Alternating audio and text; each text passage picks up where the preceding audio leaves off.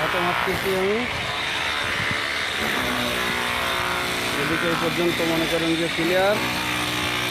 ওই শরীফুল মারতেছে ওখান থেকে এই পর্যন্ত শুটিং আপনার ও ঘষতেছে, গ্যারেন্ডিং করতেছে। আর ওদিকে তো হয়েই গেছে, ওখান থেকে পর্যন্ত পরিষ্কার করা, শুটিং করা সব কমপ্লিট। এবার ঘষলে হবে। ওদিকে কমপ্লিট।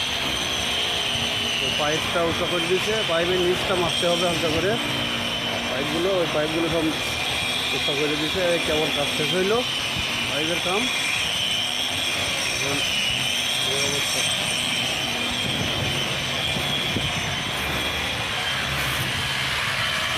চলতেছে।